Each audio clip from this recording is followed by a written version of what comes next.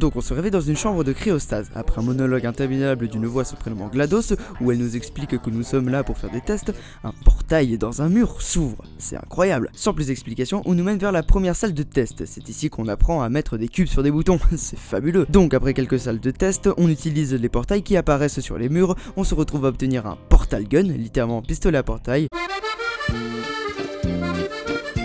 Alors, ce premier pistolet va permettre de faire apparaître les portails bleus où bon vous semble. Cependant, les portails orange, qui sont votre lieu d'entrée ou de sortie des portails bleus, eux, restent fixes. Bon, je ne savais pas que ça devait arriver aussitôt, mais on va parler du gameplay. Bon, promis, lui, il ne bouge pas toutes les 30 secondes comme avec Undertale. Enfin, pas dans Portal 1. Donc, le gameplay, il y a deux portails, le portail bleu et le portail orange. Chacun sert d'entrée ou de sortie à l'autre. En gros, tu rentres dans le portail bleu, tu sors du portail orange, tu rentres dans le portail orange, tu sors du portail bleu. Et il y a transmission des forces. Donc, si tu fais un gigasaut dans un portail bleu, tu sortiras avec cette même force du portail orange. Voilà, ce sera la seule pause gameplay de Portal 1, promis. Par la suite, vous allez recevoir, enfin plutôt tenter de récupérer le double générateur de portail permettant de faire des portails bleus et des portails orange sur les surfaces portaillables. C'est donc après avoir passé les 19 salles de test avec des conditions de sécurité approximatives et une éthique morale plus que douteuse, non franchement, le seul être auquel je me suis attaché qui me rendait si heureux, j'ai dû le jeter dans l'incinérateur sous les ordres de GLaDOS. Je te le jure, si je te retrouve GLaDOS, je vais démarrer tes grands morts.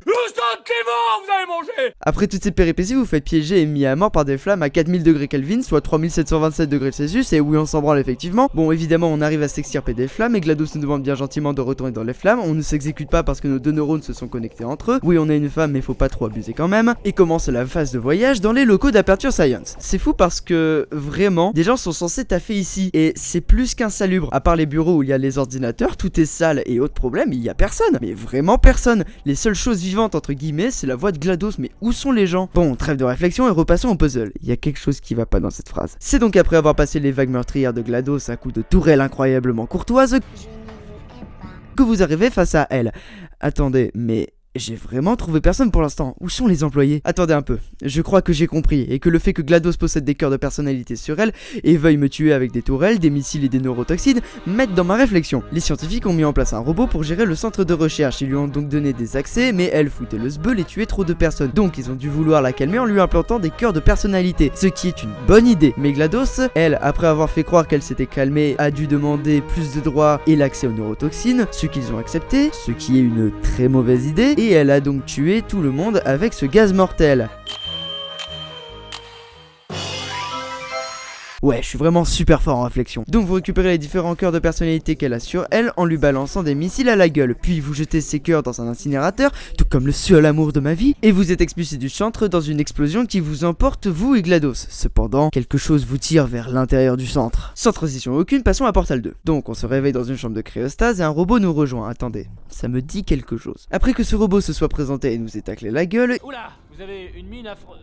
Superbe. Il fait bouger notre chambre littéralement. Et nous débutons les salles de test. Ce sont les mêmes que dans Portal 1, à l'exception qu'on utilise plus de petits boutons et qu'elles sont toujours plus insalubres. Donc après tous ces tests, nous retrouvons Whitley, c'est le nom du robot qui nous a réveillés. Et il nous mène vers la salle de GLaDOS. Ouais, encore elle. Sauf que là, elle est totalement cassée, ce qui est un bon point pour nous. On va dans la salle des disjoncteurs pour trouver le module d'évacuation, sauf que évidemment, dans la série Whitley est un con, Whitley enclenche tous les disjoncteurs et rallume donc GLaDOS, ce qui est un mauvais point pour nous. Elle nous reconnaît, ce qui n'est pas étonnant, nous jette aux ordures et nous refait faire un circuit de test après nous avoir donné le double générateur de portail. On fait donc les tests qui semblent tout autant délabrés et plus durs quand même. Pendant qu'on fait ces tests, GLaDOS nettoie le centre et en profite pour nous faire une superbe surprise d'anniversaire. Si cela peut vous rassurer, ils vous ont abandonné à la naissance. Merci connasse. C'est donc après tout cela que Whitley nous retrouve et nous fait fuir du circuit de test de GLaDOS. Pour une fois qu'il est utile, c'est donc après que GLaDOS et oh que surprise tenté de nous tuer que nous arrivons aux différents lieux. Premièrement, l'extérieur des salles de test qu'on a déjà vu, mais je vous jure que c'est stylé de fou. Ensuite, l'usine à tourelles, c'est trop bien car on y voit comment elles sont triées.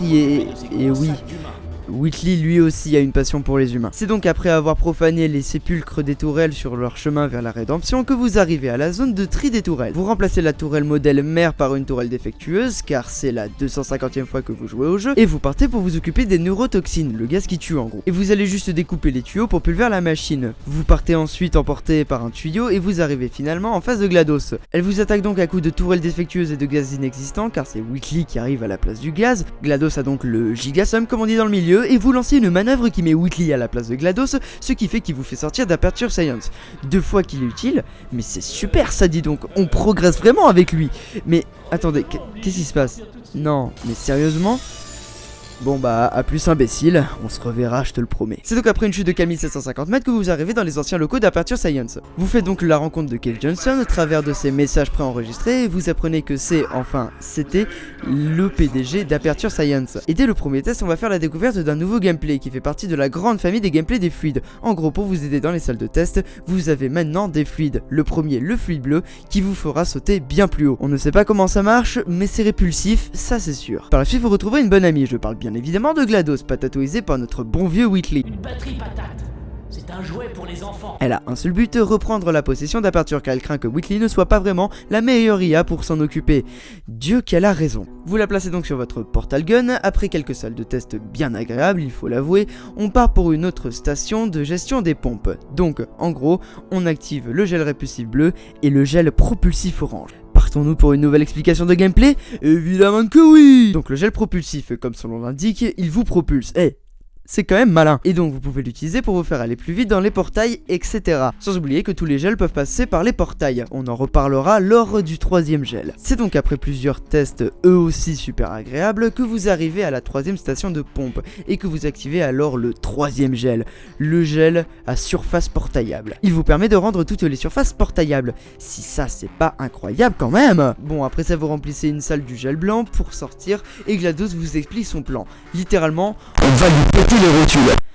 Bon, moi ça me convient et ça a le mérite d'être clair. Donc après ça vous avez une salle de test regroupant les 3 gels pour être sûr que vous avez bien compris le principe.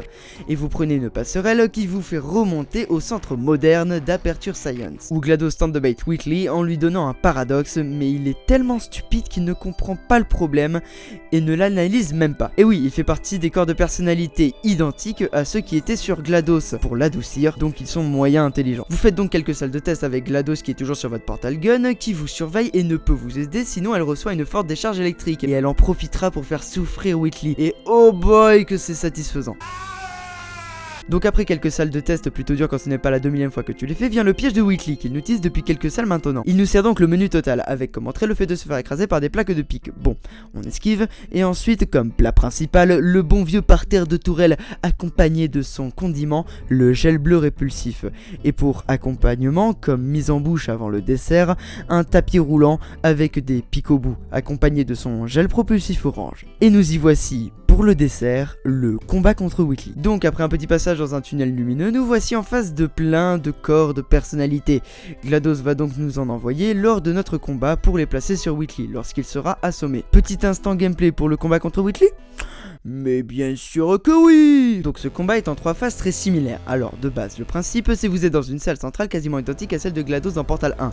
Il manque la petite estrade quoi. Et vous devez par le moyen de vos portails renvoyer les bombes envoyées par Whitley sur lui en esquivant les panneaux anti-bombes qu'il a autour de lui. Donc pour vous parler des 3 phases, la première, les bombes arrivent derrière votre position où vous vous situez, la deuxième devant et la dernière directement sur vous. Ça c'est juste pour placer les portails. Et donc dès qu'il prend un coup, il faut lui placer un corps de personnalité sur lui pour l'adoucir. Après avoir mis 3 corps sur lui, vous allez pour appuyer sur le bouton qui remettra GLaDOS à la gestion du centre, vous le faites, des bombes placées derrière ce bouton explosent, ce qui crée un trou dans le toit, on y voit la lune, vous tirez dessus, ceci retire Whitley de là où il est, GLaDOS vous rattrape et vous vous réveillez et elle supprime le cerveau de Caroline qui était l'ex-femme de Cave Johnson qui était en fait ce qui gérait l'IA de GLaDOS depuis le début et que c'était une grosse psychopathe et ensuite elle vous renvoie à la surface. Ouais bon, vous pouvez vous repasser le truc possiblement plusieurs fois pour essayer d'avoir toutes les informations mais en gros il se passe plusieurs choses dans la fin quoi. Alors je suis très tenté de vous remettre le générique de fin des 2 jeux en soi mais si je fais ça,